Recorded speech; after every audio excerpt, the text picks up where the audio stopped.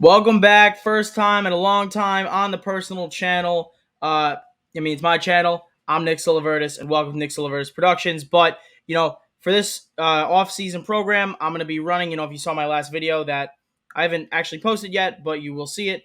You will know that this channel is changing, taking a little bit of a new direction. I'm going to run a lot of off-season NFL stuff with my partner on today, Anthony. Anthony, how are we doing tonight? Doing well, man. Ready to talk some Jets football.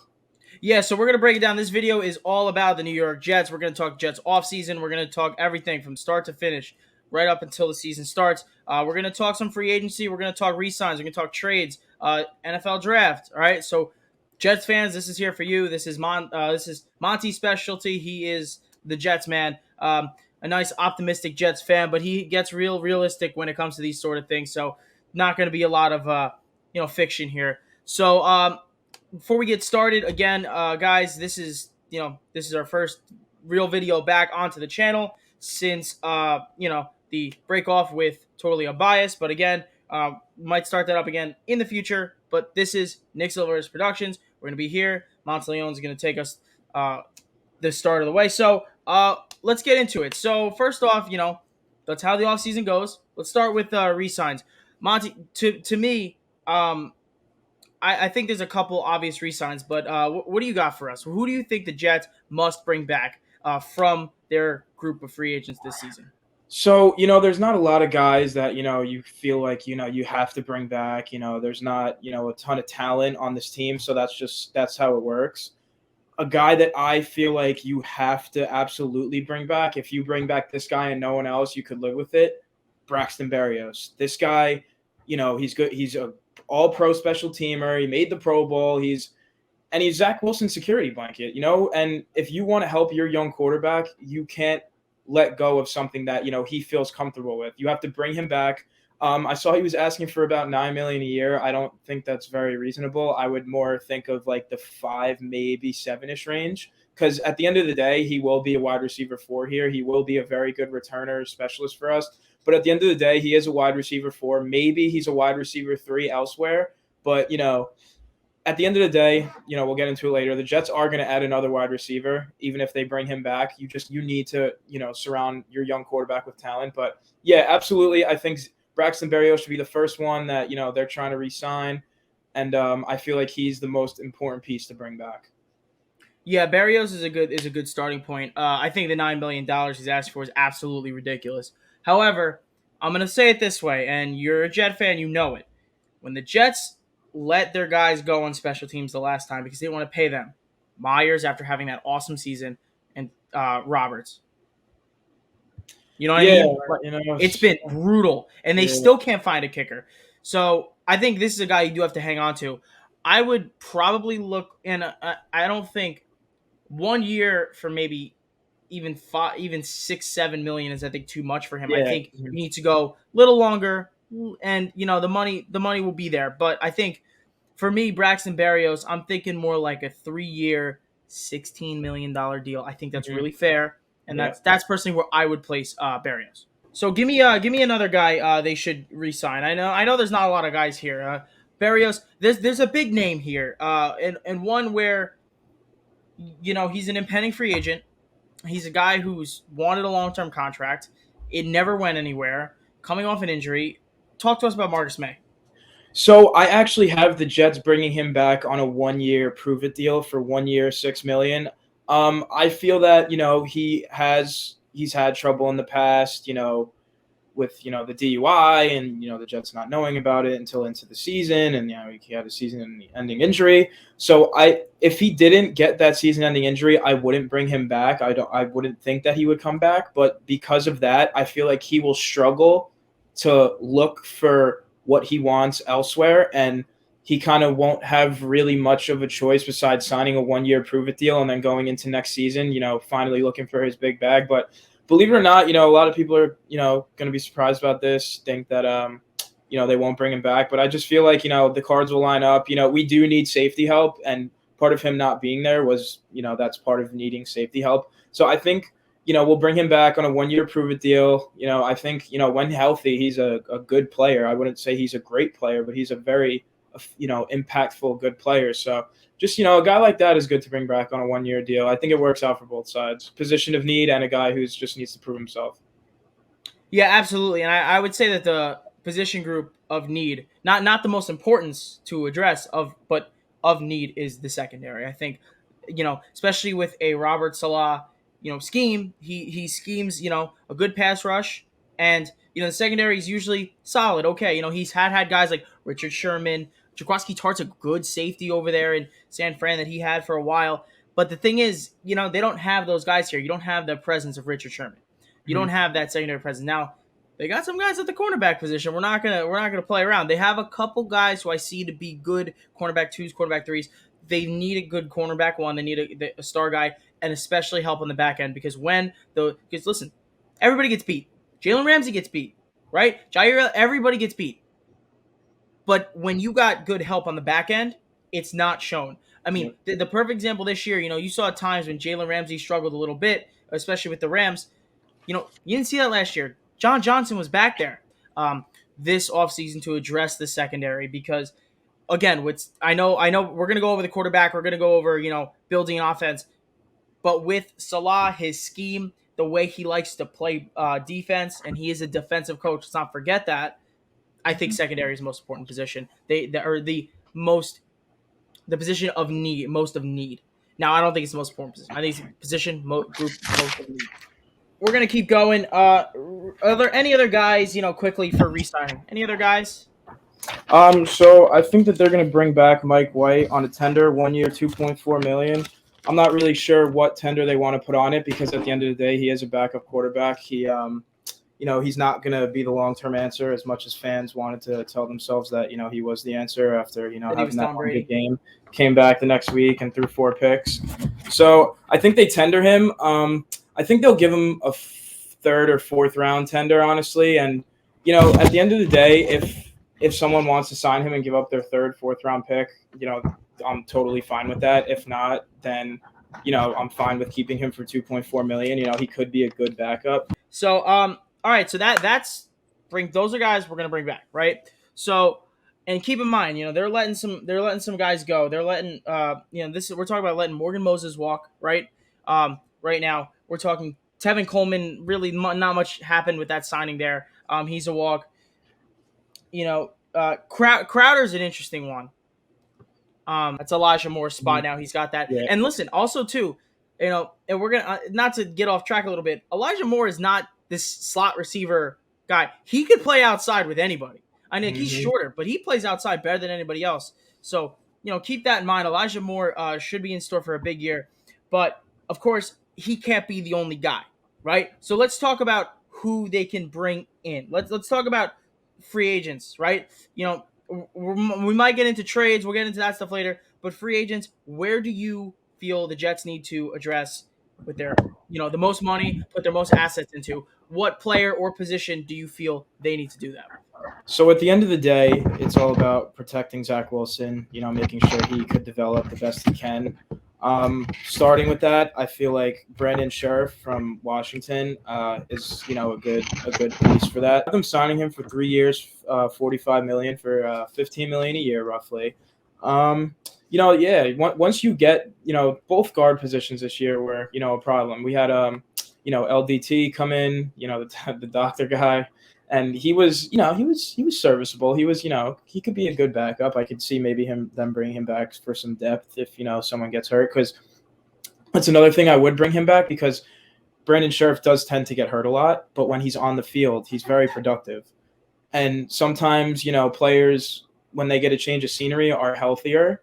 So maybe that will help. You can't really say that right now, but that's where I would start with first. I would sign an O-lineman. I would protect Zach Wilson because at the end of the day, that's where it all starts. You have to protect Zach Wilson. You have to protect your quarterback. This is what they failed to do with Sam Darnold, who, people thought maybe he could be good elsewhere. It didn't end up being good elsewhere. Maybe if the Jets develop him correctly, he's still here, but, you can't really dwell on the past. You got to live in the moment. So I would sign Brandon Scherf. That's where I would start my free agency. Yeah, absolutely. I think Brendan Sheriff should be honestly, there's not a single team in the NFL he shouldn't be at the top of their list. But I think another guy they could look at, Laken Tomlinson. He's, He's a left guard, but you put him where they go, right? Yeah. You put him where he fits. Um, Elijah Vera Tucker had a solid year. He had a solid Yeah. year. Very productive. Productive, right? And Mhm. I think he can go anywhere. I think he can go right guard, left guard. Doesn't matter. Mhm. So Very uh, versatile. I think if you move him to right, you're okay. You're okay sliding Lakin in at left Mhm. guard. Now, my question becomes with Mekhi Becton, and that's a big problem that's going to need to be addressed. Number one, there was a little bit of a rift in the season with the coaching staff that were like reported. The coaching staff that he wasn't their guy, but he was the GM's guy, and I think Salah was just trying to get the best out of him. I think they want him to see doctors, get his weight under control, so therefore he could rehab in the best way. He's a big guy and he has potential to get bigger, and it's not always the healthiest thing. But when you keep that in track, you get a good dietitian. Mekhi Becton will be fine. For me, I think the best thing the Jets can do is make a move for Laramie Tunsil. I think they can move Becton to the right tackle position. I know they have Fant, I know they do, but now with Laramie Tunsil being a free agent, you don't miss that. That's not a guy that's a potential miss. That's a sure thing. And for Sheriff is also a sure thing. But I think Laramie Tunsil should be the number one priority now. Now, well, again, let's see, because I don't know if he's going to be a free agent. I don't know if he's going to be the guy who trade. You said George Fant. I wouldn't go the Laramie Tunsil route because I don't feel perfectly okay with the tackle spot. Considering the Becton questions and all that. I think he'll be okay. I don't know, but I wouldn't go Tunsil because this year I believe George Fant had over 800 snaps and only allowed one sack. So I mean, how if he's you can't get rid of the productive guys. If you have talent, you got to keep them, especially on a team that doesn't have a ton of talent right now. They have young pieces. They have a foundation for the first time since 2009, 2010. Yeah, absolutely. I'm looking at the Jets this year to be a team where they make a 7-10 with potential at more. You know what I mean? Like I think Yeah. this is the time where you need to see progress with the Jets when it comes to Yeah. Joe Douglas and his future. Mhm. This is the time. This is Second year it. Yeah. quarterback, right? hmm You just drafted. You drafted two offensive linemen in the first round in the last 3 years. You really never know what they're going to do this offseason, but he's invested the assets in places. So it's really important. And let's talk trades now. So uh, I think there's a plethora of guys that are on the market that are worth it. Like I think Brandon Cooks, Calvin Ridley. I don't think DK is really on the market. I really don't believe that. I don't think Amari Cooper's on the market either. I don't believe that. Um, there's guys on the market, right? You got Allen Robinson's a free agent, for example. So where do you go right now? Like, what is your what's your guy? Who's your guy? Right? Who's this trade So target now for so you? if you're the Jets, you have to look at trading pick. Like, yes, you have all these assets. It's great to have all these assets, but eventually you have to move the picks for proven talent. You're not going to hit on every draft pick. Maybe you'll hit on some, maybe you'll hit on most. You're not going to hit on every one, especially the early ones. So what I have them doing is I think that they will trade for Calvin Ridley from the Atlanta Falcons. I think they'll give up pick 38 this year, which they have in the second round. They got that from the Carolina Panthers for Sam Darnold. So, I mean, hey, if you're turning Sam Darnold into Calvin Ridley, that's awesome. So, I think they trade pick 38, and then I think they trade a conditional 2023 third-round pick based on playing time because, there probably still is, the mental health issues there and if he'll play. And I think he will. I don't think it'll be a problem. I think, a fresh start will really clear his head and help him. But, yeah, I have them trading pick 38, and I have a 2023 conditional third-round pick next year for Calvin Ridley. So I agree with the target, not with the return. I think this guy is going to cost you the 10th overall pick in the draft, and if I'm the Jets, I'm okay with that, right? So realistically, and I'm talking with no issues. Calvin Ridley's ready to play. He's in ball shape. He's perfectly fine. He just doesn't want to be a Falcon anymore. I think it'll cost the 10th overall pick, and I think they'll get a third in return. Um, Actually, I think I just had breaking news. Yeah, breaking Jets news, actually. The Jets actually now are reported to make a big push for Cordero Patterson this offseason, so something to keep an eye There on. we go. That literally just reported just now. They're expected to make a big push for Where was him. that? Do you know what source that was from? Yes, NFL. Yeah, NFL rumors from one of the NFL rumors, one of their co-owners, Oh, tweeted I on their mean, hey personal. man, Cordell Patterson was awesome, and having a Yes, guy like that in a Mike he's a great LaFleur weapon. offense, I mean, I the mean, listen, possibilities are endless. LaFleur came from Shanahan, right? Saw they Mm-hmm. used Debo. There's a little bit, in there. Maybe use that guy in Maybe, that role, right? There's a lot of maybe we'll see. opportunity. We'll A see. lot of opportunity there. You see the smile We're on not. my face when I think about Debo Yeah, Samuel and listen, the Jets there's a offense, lot of right? opportunity there. Patterson's awesome. But again, where I was going with that is I think Ridley's going to cost them a decent amount, and rightfully so. He's Calvin Ridley. He's awesome. I mean, outside of last year not really playing, he had 3 very productive years in the NFL. His first year in the NFL, maybe he didn't get all the targets, everything like that. He had over 10 touchdowns. He had 12 touchdowns. That's crazy for a rookie who's not even tall. He's got the route. He's one of the best route runners in the NFL. He's a pleasure to watch, and he's a good kid. And I'm thinking it's going to be one of those trade and extend sort of things that Mm-hmm. I would assume, because of Yeah, course this is now his yeah, fifth yeah. year. They're going to pick up his option, send him over, right? So this is trying to a trade and extend. I think it's going to cost a 10th overall pick, but the Jets will get a third this year, this 2022, with Ridley, which I'm okay with. Yeah, I mean, I'd be okay with that for sure, man. Yeah, I think a two, if there's questions surrounding him, still makes a lot of sense. However, I right now I'm just thinking it's a first round pick for Ridley, which makes a lot of sense for a lot of teams to do. And I think it doesn't make more sense for anybody than the Jets. The perfect example, I don't know about you, but for me was when the Bills did Stephon Diggs. When they Yeah, went and got yeah, Stephon Diggs, right? So, realistically, Josh Allen was, he's a young guy, but he showed flashes, right? He showed flashes of being great. He showed flashes of being that guy. And it got to the point where, okay, he can't keep throwing to John Brown. You know what I mean? He can't keep going yeah. with the John Brown and these same guys. He needed to be throwing to a star. So they went and they traded. And mind you, Stephon Diggs is a 5th round pick. He was a guy who was kind of like, he's like an okay receiver, right? He was an okay receiver. And you paired him up with Josh Allen, who gave him the targets and the time of day, unlike the Vikings and their offense. And Diggs flourished. Allen flourished. They made the playoffs 2 years in a row now.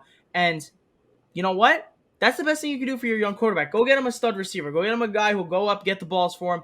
Diggs is not this tall, mossing guy like DK. No, Diggs is run your route, yards after the catch. Get open. Calvin Ridley, he's similar to Ridley with less speed. Like Yeah, Ridley is as talented as Stephon Diggs. I truly believe so. Uh, yeah.